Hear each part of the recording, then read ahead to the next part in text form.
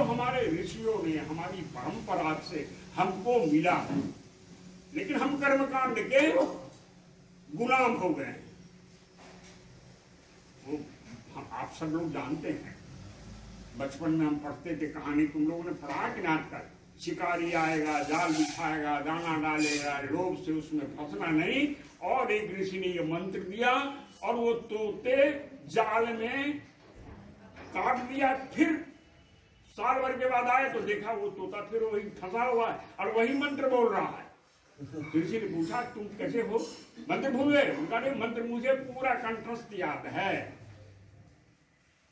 बोलो, शिकारी आएगा, जाल बिछाएगा, दाना डालेगा, लोभ से उसमें फंसना नहीं। और फंसे हुए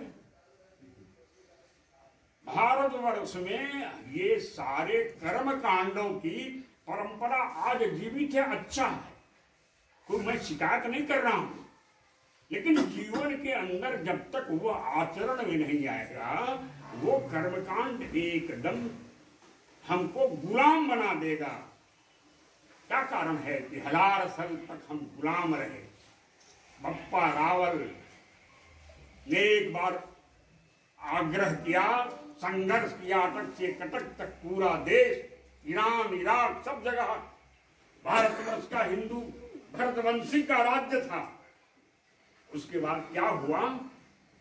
महाराजा दाहिर ने, जो आक्रमणकारी था, कासिम, उसको परास्त किया कई बार।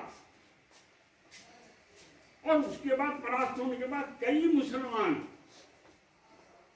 को अपने यहां नौकरी दे दी, सेना की नौकरी नहीं दी। जो महिलाओं की शक्ति थी उसका रक्षक बना दिया। और जब बात, और ये तो इनकी तो दृष्टि है, हम शत्रु मित्र का विवेक भूल गए। वो आक्रमण करता रहा कई बार, और जब उसका पलड़ा भारी हुआ, हमारे ही इन भरतवंशियों में से कुछ गद्दार लोग निकले, जैसे आज भी हैं, आज तो ज्यादा हो गए हैं। उसने कासिम का साथ दिया और सारे मुसलमान जीवों में रक्षा में लगा। हम आपसे जुड़ रहे हैं, आप हमसे जुड़ रहे हैं, आप हमारा कल्याण चाहते हैं, हम आपका कल्याण चाहते हैं। और इसी योग की परंपरा को जो शिथिल बन गई है, अर्जुन से भगवान कह रहे हैं कि देखो मैं वही योग परंपरा आज तुमको बता रहा हूं। अब यही डॉक्टर हेडगेवार ने किया, संघ के संस्थापक। हम शिथिल पड़ जाते हैं, हम अपने पुरातन तत्व ज्ञान की युगानुकूल व्याख्या नहीं कर पाते हैं, अपने जीवन में नहीं ला पाते हैं, इसलिए हमारा पराभव होता है। खाली कर्मकांड करने से नहीं है, वेद की ऋचाएं का पाठ होता रहा, ये एक अच्छी बात है। कम से कम मूल सूत्र तो हमारे पास है। आज भी सत्यनारायण की कथाएं होती हैं, गीता पाठ होता है, वेद की ऋचाएं याद की जाती हैं। ये सारे समृद्ध ज्ञान परंपरा हमारे पास है, लेकिन क्या है, यह कर्मकांड का बंधन भी चला गया है।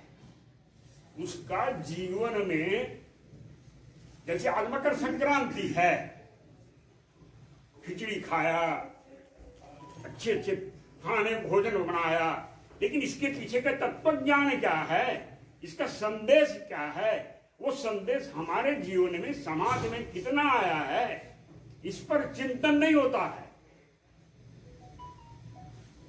कर्मकांड पर ज्यादा हावी हो जाता है जब, तो उसका परिणाम ये होता है, व्यक्ति तो झेलता ही है, समाज भी झेलता है।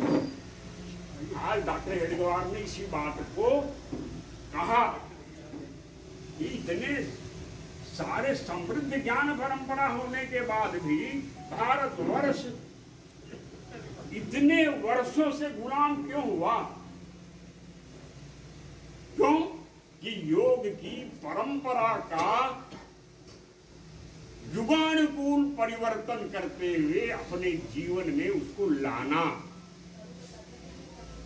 ये मकर संक्रांति है।